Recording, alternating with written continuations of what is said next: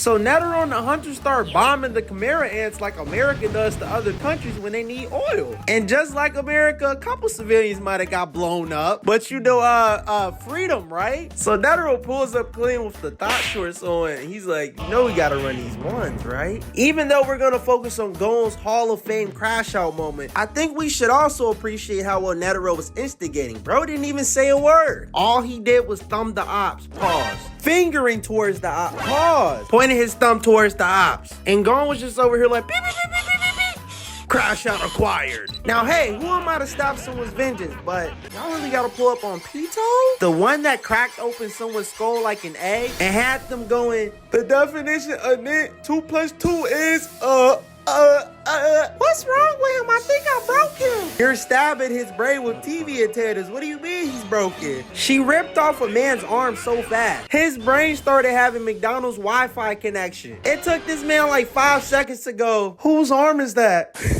Whose arm is... Oh, damn, that's mine. Honestly, this man Gon has been going down a mental health spiral this entire anime. And I can't blame him either. Bro had to worry about his show being copied by Naruto, fought literal death row inmates, and had to avoid P. Diddy chasing him around. And that was just the first arc. But he's got himself a tough opponent. He's going against a member of the meat-riding Mustangs. Every time Miriam would just rip the head off some third world country's kid outnure his body, the Royal Guard would just be in the background clapping. Truly a magnificent work our glorious king can perform. Me personally, I was never bowing to another. That's the most glazing thing you could ever do. He enters the room talking about, do you remember me? Pito is standing there with the most confused face. I said, do you remember me? Well, you're about to say my name. Gon starts talking about since his father abandoned him, crashing out is all he knows. I'm a crash out dummy. To be honest, he's not lying, because after when Kite got his arm ripped off, Gon was like, nah, don't worry, Kite, I got this. She gonna have to see about. Then the narrator comes in and was like, that little speech was cute. The meat riding in her blood made it so that all her 5 senses were going straight to healing her king, Miriam's snotty link. So all of that chit chat, she wasn't hearing any of that. So Pito gets in this position of surrender and tells him, please, can I heal this girl? And Gon just starts having mean ass crash out withdrawals. This boy is a crash out junkie. He's foaming at the mouth. His eyes are watering up. He's got muscle spasms. Look at his muscles. My boy was ready to crash out of the stripper boots. Them Patrick Star stripper boots. Then Killer was over here having like this monologue talking about, well, if I use my emotional intelligence and my empathy and my logic, maybe Gon shouldn't crash out. Hey, come here. You know that I know that you know that I know. We're not here for that. That's not what the people want right now, so just shh.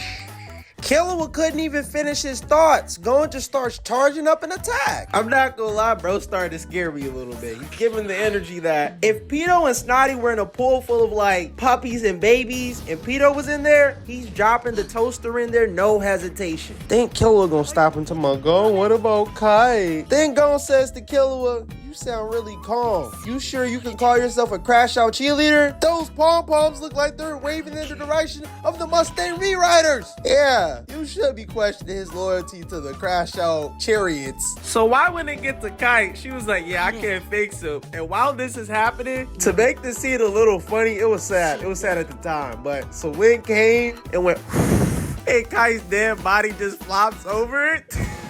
Hold on, everybody. Hold on. I think it's time. A goat is among us. He comes. Wait, I'm no Glazer.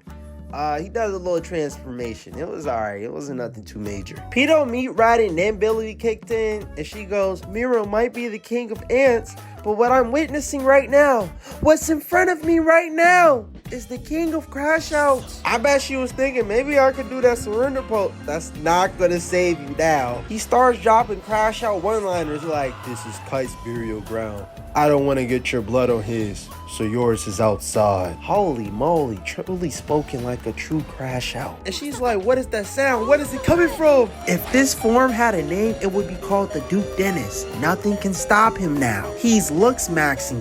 He's mewing. You hear that sound? Bye-bye.